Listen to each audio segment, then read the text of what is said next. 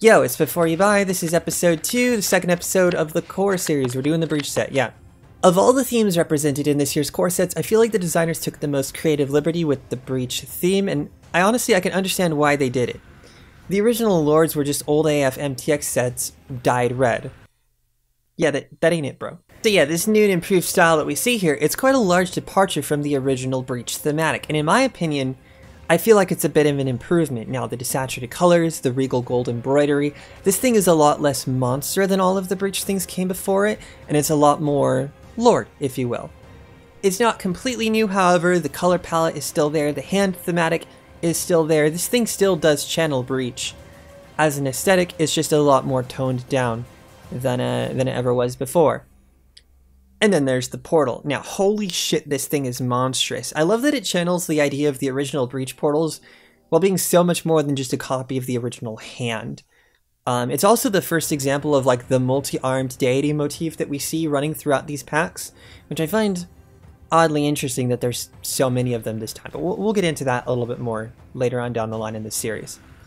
So one thing you've probably noticed by now is that this set looks a little bit different on live than it looked in the test video that they released. And now there's currently a bug that's causing the visual effects layer that should appear on it to not render.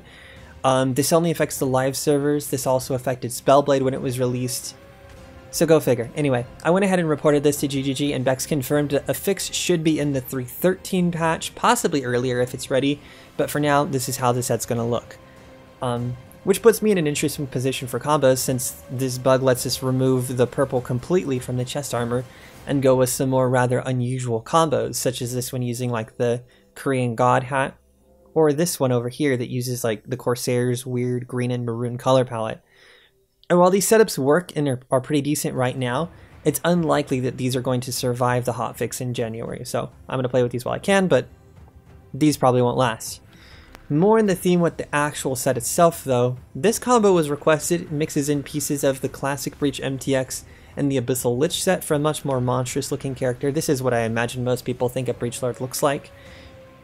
Speaking of original Breach stuff, you can see the differences in material and saturation just from like the original capes that were in the Breach supporter packs.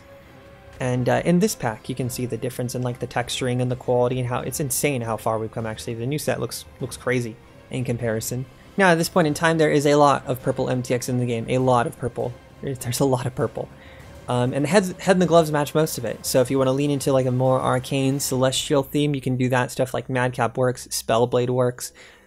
Those pieces are good on their own as combo pieces and not just as parts of the full set. Now, if you don't feel like mixing and matching, if you do just want to use the full set and just want some like wings or back attachment to go along with it, I have 3 really good suggestions for that. Blood Guardian, if you have it. Now these are legacy, you can't get them anymore, but if you do have them, they work. The Demonic Wings, these are incredible. Absolutely incredible. And then Demonic Raven also work really, really well here. But yeah, just like the last video, if you want to see the set paired up against everything that I have, then I got you. So final thoughts. The Breach set is amazing in my opinion, not because it perfectly reflects the themes of the league it hails from, but because it reinterprets them in a new way, giving us a set that's both familiar and original. And I can understand the argument that maybe this set feels a little too disconnected from its parent league, maybe it strays too far from the aesthetic that it was based on, but